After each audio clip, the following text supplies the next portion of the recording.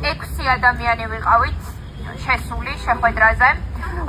შეხვედრაზე შევედით იმ მიზნით, რომ გაგვეჟღერებინა თქვენი ხმა და თქვენი მოთხოვნა იმასთან დაკავშირებით, რომ გინდათ მასთან, როგორც ქვეყნის ერთ-ერთ პირველ წამყვან უნივერსიტეტის წარმომადგენელთან და პირველ პირთან შეხვედრა რექტორთან ჯაბა სამუშიასთან.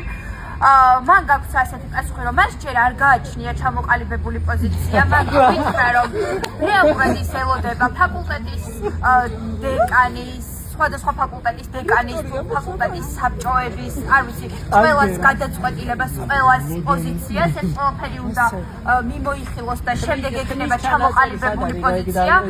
პირობულად არაფერი არ გითხრა ამ ყველაფერთან დაკავშირებით და შევთანხმდით იმაზე, რომ მას შემდეგ რაც მინისტრსაც შეხვდება და გააჟღერებს იმ ინფორმაციას, რაც დღეს საბჭოს შეხვედრაზე ასე ვთქვათ შეკრიბა და ასე ვთქვათ იმ შეხვედრასაც გააჟღერებს რა შეხვედრაც ჩვენთან ქონდა.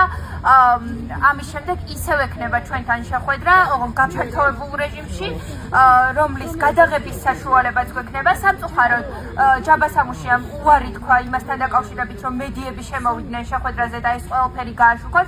არ ვიცი ეს ყველაფერი რატომ მოხდა, მაგრამ ჩვენ გვექნება საშუალება, რომ მთლიანი რეჟიმი ლაივ რეჟიმში გავაშუქოთ ისე როგორც გვენდომება და ალბათ მედიებიც მხარში დაგვიდგებიან და რამენაირად შევძლებთ, რომ აბსოლუტურად ყველასთან მივიტანოთ ჩვენი ხმა.